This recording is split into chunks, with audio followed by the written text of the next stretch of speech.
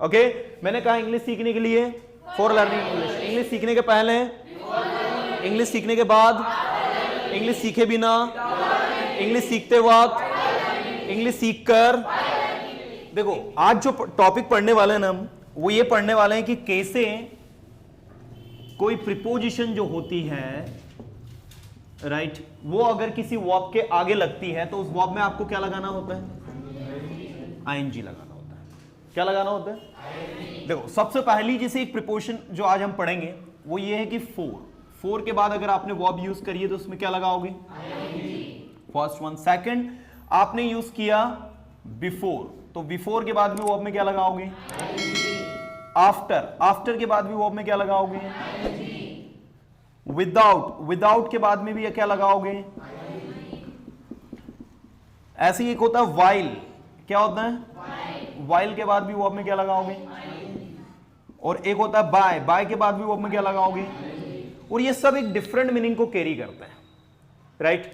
देखो कैसे, फॉर जो है ये मीनिंग को कैरी करता है के लिए, क्या आता है, अब एग्जांपल्स देखेंगे। बिफोर क्या कैरी करता है, के पहले राइट। इसके बाद आफ्टर क्या करता है, के बाद, है ना। विदाउट क्या करता है, के बिना। समझ रहे हो नहीं समझ रहे हो, है ना। वाइल क्या करता है, के दौरान या के वक्त। और बाय करता है कर या करके। किसका मन कैरी करता है, कर या करके। अच्छा एक क्वेश्चन आता है दिमाग में स्टूडेंट्स की, क्या सर टू के बाद में भी हम ये लगाते हैं, तो याद रखना टू के बाद में आपको क्या लगाना होता है, जब ये टू इंफिनिटी के रूप में आए। अगर ये प्रीपोजिशन के रूप में आ रहा है तो भैया इसमें भी आपको क्या लगाना होता है, मैं आपको बताऊंगा कब आपको आईएनजी लगाना है और कब आपको V1 लगाना है। आ रही बात समझ में? तो इसको इस तरीके से लिख लेते हैं हम, यहां पर लिख लेते हैं हम लोग किसके तौर पर, प्रीपोजिशन के तौर पर। और 2 प्लस V1 यहां पर लिख लेते हैं इसको किसके तौर पर, टू इंफिनिटिव के तौर पर। ठीक है, तो टू इंफिनिटिव के रूप में आएगा तब क्या लगाओगे, वो आपकी फर्स्ट फॉर्म है ना। और जब प्रीपोजिशन के रूप में आएगा तब आईएनजी लगाएंगे। तो इनको सबको हम लोग डिटेल पढ़ने वाले हैं, बिल्कुल पूरा अटेंशन देना आप लोग, है ना। सबसे पहले बात करते हैं हम लोग किसकी, फोर की। किसकी बात करते हैं, फोर की। इसका मतलब होता है के लिए। जैसे मैं यहां हूं, आई एम हियर, मैं यहां हूं इंग्लिश सीखने के लिए, तो क्या कहोगे, I am here for learning English right. मैं पर्सोना इंस्टीट्यूट जाता हूं इंग्लिश सीखने के लिए, I go to Persona Institute for learning English. आ रहा समझो सभी को। तो फॉर लर्निंग इंग्लिश, इंग्लिश सीखने के लिए राइट। पानी पीने के लिए, यहां आने के लिए, वहां जाने के लिए, उसकी मदद करने के लिए, फॉर हेल्पिंग यू। आ रही बात समझ में? नेक्स्ट है के पहले, बोलने से पहले, लिखने से पहले, सुनने से पहले, बोलने से पहले सोचो। देखो अब इधर देखो, बोलने से पहले सोचो, तो आपको सोचो से स्टार्ट करना है इसको। Think before speaking. याद रखना कोई भी प्रीपोजिशन आ जाए, क्या आ जाए, कोई भी प्रीपोजिशन आ जाए, अगर उसके बाद में जस्ट वर्ब आ रही तो वर्ब में क्या लगाना है, क्या लगाना है, क्या लगाना है। कोई भी प्रीपोजिशन आ जाए, फोर आ जाए, बिफोर आ जाए, आफ्टर आ जाए, विदाउट आ जाए, वाइल आ जाए, बाय आ जाए, टू आ जाए, टू आ जाए, अगर आपकी वो प्रीपोजिशन है तो उसके बाद में आपको वर्ब में आईएनजी लगाना होगा। This is the rule of grammar. Getting everyone? Meaning वही निकलेगा जो वो प्रीपोजिशन देती है। ओके मैंने कहा इंग्लिश सीखने के लिए, फॉर लर्निंग इंग्लिश, इंग्लिश सीखने के पहले, इंग्लिश सीखने के बाद, इंग्लिश सीखे बिना, इंग्लिश सीखते वक्त, इंग्लिश सीखकर, इंग्लिश सीखना, to learning English, to learning English. अभी आपको बताऊंगा इंग्लिश सीखना कैसे यूज करना है। चलिए अब मुझे बताइए, समझ में आ रहा सभी को? तो इंग्लिश सीखने के लिए, इंग्लिश सीखने के पहले, आपने कहा इंग्लिश सीखने के पहले मैं बहुत ज्यादा कॉन्फिडेंट नहीं था, तो क्या बोलोगे, I was not very much confident. Very much confident की बजाय आप टू मच भी कर सकते हो। I was not too much confident before learning English. Persona join करने के पहले मुझे इंग्लिश नहीं आती थी। आई डिड नॉट की डोंट अरे नहीं आती थी ना simple past tense. I did not know English before joining Persona institute. Okay, Persona institute join करने के बाद, after joining Persona institute, Persona institute join करने के बाद मैंने इंग्लिश बोलना शुरू कर दिया।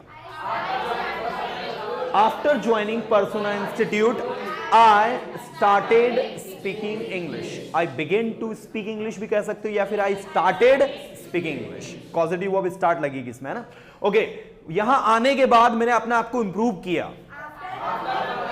After coming here I improved my self. अब दोनों तरीके से बोल सकते हो, आप ऐसा भी बोल सकते हो, after coming here comma I improved myself, या फिर आप ये भी कह सकते हो I improved myself after coming here. इसको आप लास्ट में भी लगा सकते हो, लेकिन जब लास्ट में लगाओगे तब कॉमा मत लगाना, समझेगी नहीं, आपको डायरेक्ट लिखना है। फिर उसको कैसे लिखेंगे आप? Direct I improved myself after coming here, comma नहीं लगेगा। गेटिंग? चलिए, आफ्टर भी हो गया, बिफोर भी हो गया, फोर हो गया, नेक्स्ट विदाउट। नेक्स्ट क्या है? नेक्स्ट क्या है? पानी के बिना, विदाउट वाटर। और पानी पिए बिना, पानी पिए बिना हम जीवित नहीं रख सकते। We can not live, we can not survive. Okay, आप ये एक वर्ब भी यूज कर सकते हो, सर्वाइव, जिसका मतलब होता है जीवित रहना। क्या होता है? जीवित रहना। ठीक है, मैंने कहा बिना इंग्लिश सीखे हम ये जॉब नहीं ले सकते। Without learning English we can not get this job. चलिए, तो विदाउट मतलब क्या हो गया? के बिना।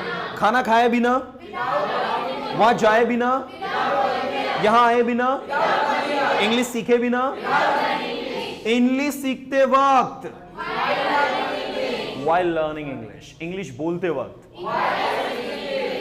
while speaking English। आपको पता है इंग्लिश बोलते वक्त आप बहुत सारी मिस्टेक्स करते हो। You know, do you know you make many mistakes while speaking English? While speaking, हमें ड्राइविंग करते वक्त मोबाइल यूज नहीं करना चाहिए।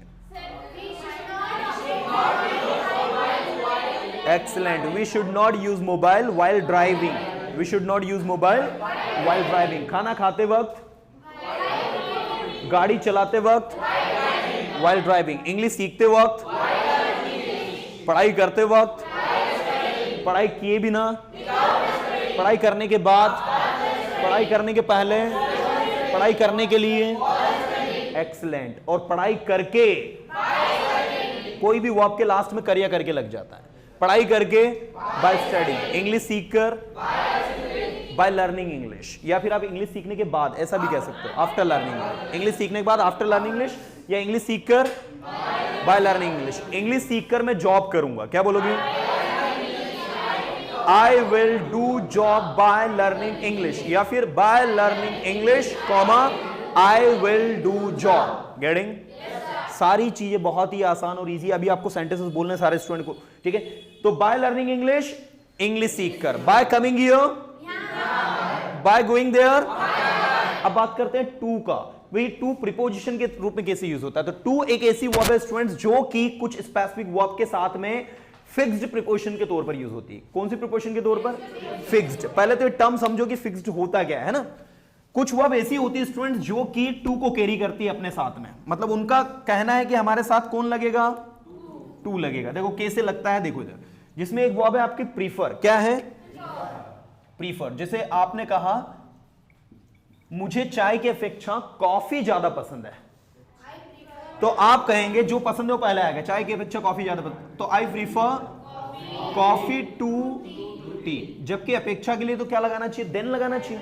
आपको बोलना चाहिए कि I prefer coffee than tea, पर हम लोग क्या बोल रहे हैं? I prefer coffee to tea. तो ये जो वर्ब है ना प्रीफर, इसके साथ आपको टू लगाना है, क्योंकि ये इसके साथ फिक्स्ड है। फिक्स्ड प्रीपोजिशंस वो प्रीपोजिशंस होती है जो एक स्पेशल वर्ब के साथ में ही लगती है, इसके अलावा उसको कहीं यूज नहीं करते। कोई दूसरी प्रीपोजिशन को उसकी जगह आपने यूज कर लिया तो वो गलत मीनिंग देगा। आ रही है बात समझ में? तो ये फिक्स्ड प्रीपोजिशन। अब देखो, जिसे मैंने कहा मुझे बोलने की बजाय सुनना ज्यादा पसंद है, मुझे बोलने की बजाय सुनना ज्यादा पसंद है, तो अब आप कहोगे आई प्रीफर, जो पसंद है, क्या पसंद है? ये देखो लिसनिंग टू स्पीक नहीं आएगा स्टूडेंट, टू स्पीकिंग आएगा। वो अब मैं आपको क्या लगाना है, आईएनजी लगाना है। I prefer listening to speaking, तो ये देखो टू के बाद क्या लगाया, आईएनजी लगाया। अरे टू के बाद क्या लगाया, क्यों लगाया, क्योंकि यहां पर टू किसके रूप में आ रहा है, प्रीपोजिशन के रूप में। लेकिन अब देखो टू टू इंफिनिटी के रूप में आएगा।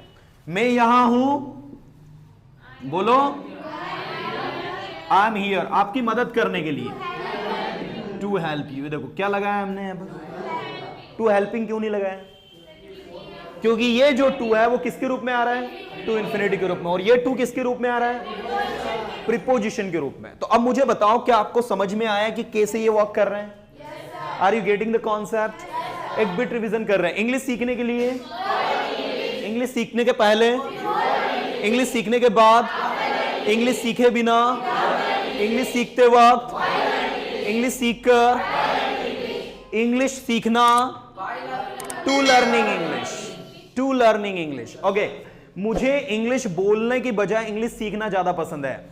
आई prefer learning English to speaking English. आ रही है बात समझ में। चलो द नेक्स्ट, इंग्लिश सीखने के लिए टू लर्न इंग्लिश, मतलब कहीं ना कहीं ये किसको रिप्लेस करता है, अरे किसको करता है, फोर को रिप्लेस करता है। लेकिन याद रखना फोर के बाद क्या लगेगा, और टू के बाद क्या लगेगा। क्या समझ में आया, पक्का पक्का।